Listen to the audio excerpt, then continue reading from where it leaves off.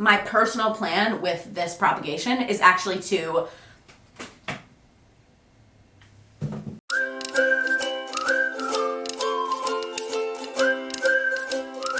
Hi you guys, welcome back to my channel. My name is Jessie if you are new here, and I make videos about houseplants, houseplant care, things like that, all things plant. And I release videos on Monday, so if you are new, you should subscribe to this channel. And if you have subscribed to this channel, thank you so much. The fact that anybody is watching me is literally incredible and unbelievable to me, so thank you so much to anybody who has subscribed. Let's get right into this video because I just have a habit of rambling. So today we are talking about Monstera peru, which is one of my favorite plants that I own in my collection, so I'm honestly thrilled to be talking about it today. We're gonna get right into the nitty-gritty of it, all of the care needs that they have, and their propagation as well. So let's get right into that.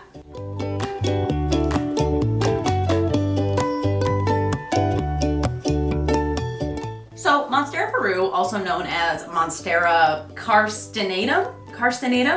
Don't ask me how to say it. I don't know how to say it. I'll put it on the screen for you so you can see if you want to look it up. But more commonly called Monstera peru, is a variety of Monstera, just like the Standalana video that I made, if you've seen that, or a Monstera deliciosa, which I have behind me. I just love all Monsteras, and I'm personally on the hunt to acquire more of them. I have a couple different varieties now in my home, but I want to own all of the Monsteras because I think they're amazing and so easy to care for, which is why I'm talking about this one today, because this Monstera is so easy to care for and it's super underrated. It's not really talked about all that much in the Monstera family, so let's go ahead and talk about it. This specific plant that I have, I acquired in September of 2020, so it's been well over 6 months or so.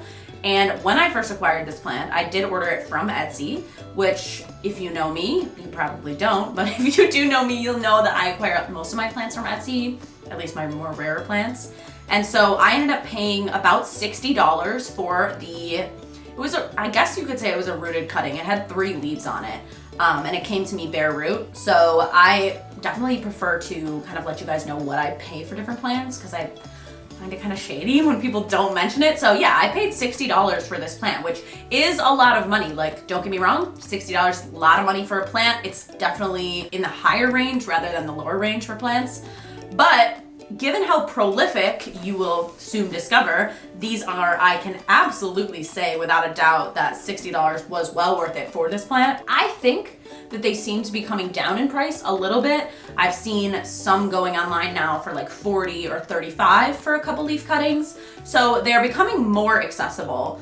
But they are still considered uncommon, so, something to keep in mind, I don't know. So you can see that even in just the, short amount of time, in the few months that I've had it, it has grown about 6 new leaves for me. I have since propagated it as well, so it's grown even more leaves than just the leaves that are on here now.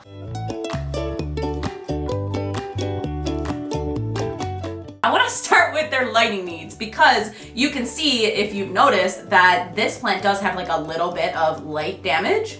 So these are more tolerant of low light, which is amazing. I think that this is another reason why I love Monsteras. They are just on the whole a little bit more tolerant of having a little less light. So when I was first figuring out how to properly care for this plant, I had it a bit too close to my grow light. And so you can see it did get a little burned, a little singed, but I pulled it back from the grow light. All the leaves that have emerged since then are fine. So just be aware that these guys, they prefer a little bit lower light. Now, that doesn't ever mean no light. And you should know that. You probably do know that if you're watching my channel. You probably know that no plant ever wants no light or no windows, no grow lights. Low light just means pulled back further away from the grow light, which is essentially how I have mine going. I have a couple of different grow lights that are hanging, and this plant is about 3 feet or so away from a grow light, which may not seem very far, but if you are somebody who uses grow lights, you know that the quality of light that comes from grow lights is not the same quality as the sun, so you need them to be closer, essentially, to get more light. So I have this guy about 3 feet from my grow light now, and it seems to be really thriving there. And I have personally also had it before in the past about 2 feet away from my window, which it also did totally fine there. So in my opinion, one of the best things about Monsteras is that they are so tolerant of having a little bit less light than other plants, so you can kind of prioritize other plants over them and they'll still be very prolific and grow. Regardless, they're gonna love you either way. So I literally really love that about them.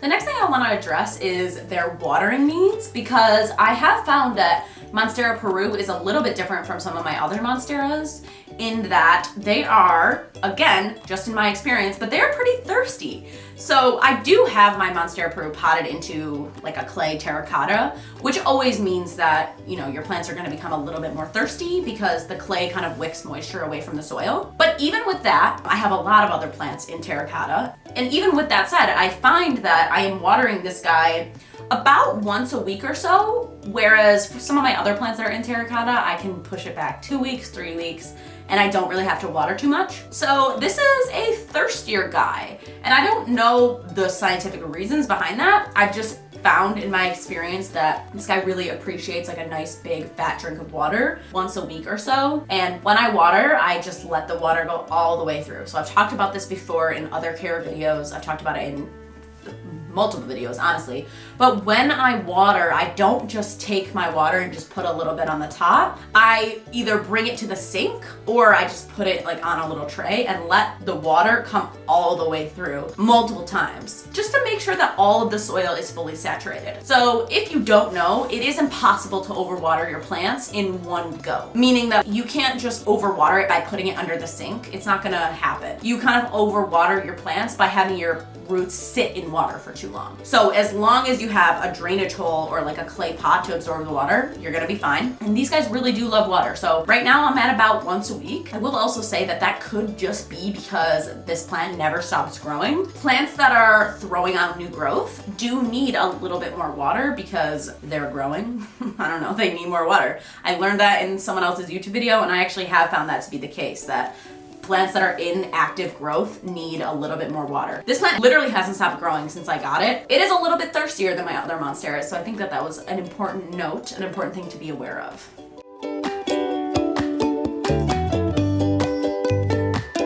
The next thing I want to address about Monstera Peru is their humidity needs. Now, this might sound a little bit redundant, but it's just the truth. Monsteras are so easy and so forgiving that you can get away with really not having like little to no humidity in your room. You're probably gonna be fine, honestly, because the thick waxy leaves, they don't need super high humidity like some other more gentle or finicky plants do. However, I will say that monsteras are tropical plants. So I personally have a Levoit humidifier. I actually reviewed the Levoit humidifier, so if you want to watch me review it, I will link that in the cards for you. But I do have a Levoit humidifier, which I love, and I have it about 2 to 3 feet away from this Monstera Peru. Now, the mist or the humidity, I don't know, the humidity is not touching any of the leaves, like it's not blowing onto the Monstera Peru, but it does make this room that the Peru lives in much more humid. And I think that that really contributes to helping this baby grow as quickly as it does, because monsteras are tropical plants, so they're not super finicky. They kind of can grow anywhere, but the more you love on them, the more they'll love on you. So if you can give this guy a little bit more humidity, you should do that, because they definitely like it and appreciate it.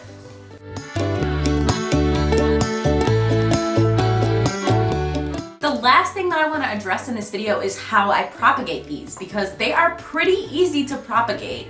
So recently you may have noticed about 2.5 weeks ago, I took a top cutting of this monstera, and in the last 2 to 3 weeks, I'm already getting a new growth point that's kind of emerging. I want to show you if I can.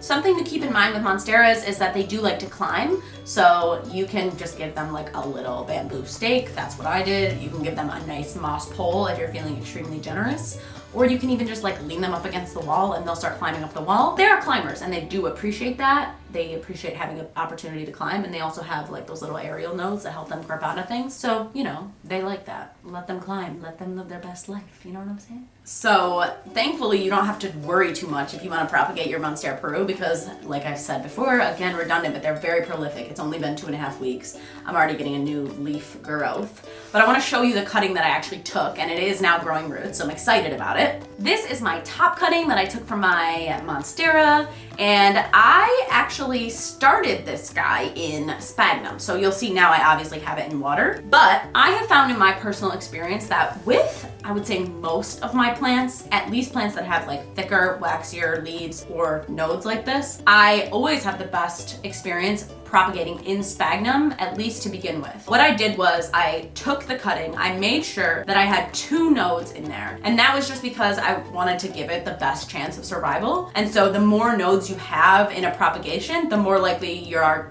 to get roots. The less nodes you have, the less likely, because, you know, you could fail. I don't know. But I wanted to have 2 nodes in it. So I took this 2-leaf cutting, and now it's a 3-leaf cutting. It's grown this baby leaf. And what I did was I just took this cutting and I laid it down flat in like some sphagnum. Literally just like this. Just put it in some sphagnum, which was moist, obviously. If you didn't know that, you have to moisten your sphagnum. And I put it in a closed container. So I have like a propagation box, a la Harley G. I don't know if you know who Harley G is, but that's how I kind of learned how to make my propagation boxes. So I put it in a closed box, and within days I had little roots coming out. And so I made the decision to take it out of the sphagnum at that point, probably 4 days in on it, honestly. Yeah, I probably had it in sphagnum for about 4 days. You don't have to do this. Let me just say, you can root this in sphagnum forever until you have roots that are long enough to plant. But I personally just really like to watch my roots grow, and I like to also change out the water. And I find that having plants in water helps me notice rot a little bit quicker than sphagnum does, because sometimes, you know, sphagnum is like very colorful and brown and green.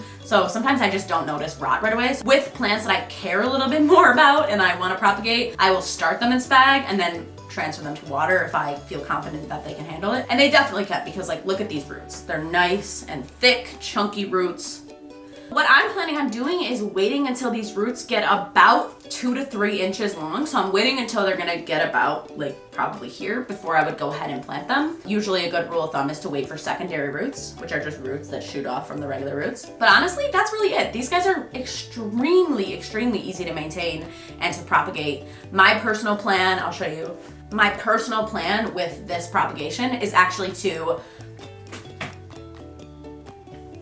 My personal plan with this propagation is actually, once it's ready to go with roots that are long enough, I'm just gonna plant it back into this pot because I want this to be like a nice full pot of monstera peru. All right, you guys, that is gonna be the end of this video. Thank you so much for watching. This channel is truly like one of my biggest sources of joy right now, and the fact that I think I'm close to 260 subscribers, which is so beyond what I ever thought that I could do. So thank you so much from the bottom of my heart. If you are watching this, thank you, seriously. If you have any questions for me about monstera peru, if I missed anything, or if you just have general questions, leave them in the comments below.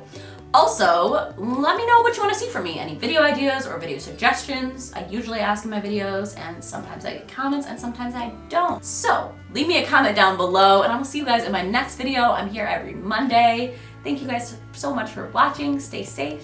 Bye, guys.